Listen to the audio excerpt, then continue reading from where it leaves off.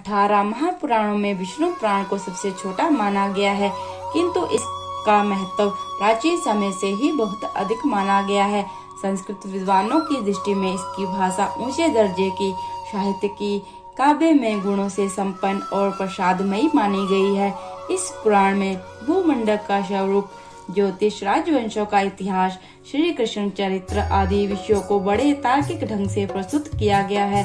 खंडन मंडन की प्रवृत्ति से ये पुराण मुक्त है। धार्मिक तत्वों का सरल और सुबोध शैली में वर्णन किया गया है। हरे कृष्णा, डिवाइन कोमल में एक बार फिर से आपका स्वागत है। चैनल पर नए हैं तो सब्सक्राइब कीजिएगा। विष्णु पुराण में इस समय 7000 श्लोक उपलब्ध हैं। जैसे कई ग्रंथों में इनकी श्लोक संख्या 23,000 बताई जाती है। ये पुराण 6 भागों में विभाजित है। प्रहलाद को गोद में बैठी होलिका, पहले भाग में स्वर्ग अथवा सृष्टि की उत्पत्ति, काल का स्वरूप और ध्रुव, पृथु तथा प्रहलाद की कथाएं दी गई हैं।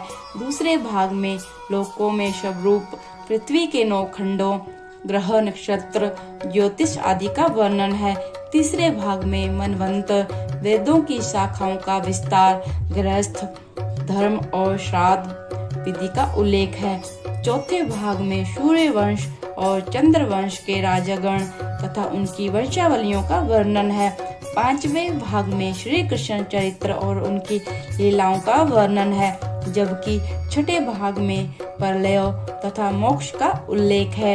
विष्णु पुराण में प्राणों के 5 लक्षणों अथवा वर्णों, विषयों, सर्ग, प्रतिसर्ग, वंश, मनवंतर और वंशानुचरित्र का वर्णन है। सभी विषयों का सानुपातिक उल्लेख किया गया है। बीच बीच में अध्यात्म, विवेचन, कलिकर्म और सदाचार पर प्रकाश डाला गया है।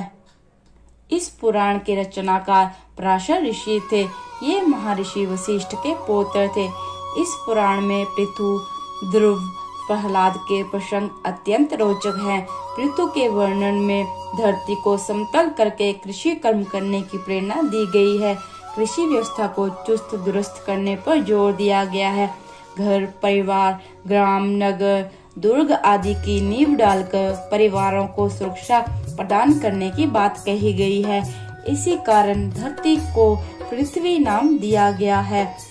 ध्रुव के आख्यान में सांसारिक सुख, ऐश्वर्य, धन संपत्ति आदि को क्षणभंगुर अर्थात नाशवान समझकर आत्मिक उत्कर्ष की प्रेरणा दी गई है। प्रहलाद के प्रकरण में परोपकार तथा संकट के समय भी सिद्धांतों और आदर्शों को न त्यागने की बात कही गई है। विष्णु पुराण में मुख्य रूप से श्री कृष्ण चरित्र का वर्णन है, यद्यपि संक्षेप में राम कथा का उल्लेख भी प्राप्त होता है। इस पुराण में कृष्ण के समाज से भी प्रजा प्रेमी, लोक रंजक तथा लोक हिताय स्वरूप को प्रकट करते हुए उन्हें महापुरुष की संज्ञा दी गई है। श्री कृष्ण ने प्रजा को संगठन शक्ति का महत्व समझाया और अन्याय का प्रतिकार करने की प्रेरणा दी। अधर्म के विरुद्ध धर्म शक्ति का परचम लहराया। महाभारत में कौरवों का विनाश और कालिया दहन में नागों का संहार कर उनकी परोपकारी छवि को प्रस्तुत करता है। कृष्ण के जीवन की घटनाओं को अलौकिक रूप देना उस महापुरुष के प्रति भक्ति भावना का प्रतीक है। इस पुराण में श्री कृष्ण के चरित्र के साथ साथ भक्ति वेदांत के उत्तम सिद्धांतों का प्रतिपादन हुआ है। यहाँ आत्मा को जन्म मृत्यु से रहित, निर्गुण और अनंत बताया गया है। समस्त प्राणियों में उसी आत्मा का निवास है। ईश्वर का भक्त वही होता है जिसका चित्त शत्रु और मित्र में समभाव रखता है, दूसरों को कष्ट नहीं देता, कभी व्यर्थ का गर्व नहीं करता और सभी में ईश्वर का वास समझता है। वह सदैव सत्य का पालन करता है और कभी असत्य नहीं बोलता। इस पुराण में प्राचीन काल के राजवंशों का वर्ण लिखते हुए कलयुग के राजाओं को चेतावनी दी गई है कि सदाचार से ही प्रजा का मन जीता जा सकता है। पापमय आचरण से नहीं, जो सदा सत्य का पालन करता है, सबसे मैत्री भाव रखता है और सुख दुख में सहायक होता है।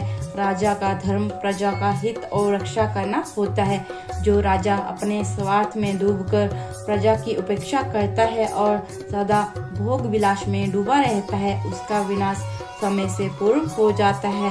इस पुराण में स्त्रियों, साधुओं और शूद्रों को श्रेष्ठ माना गया है।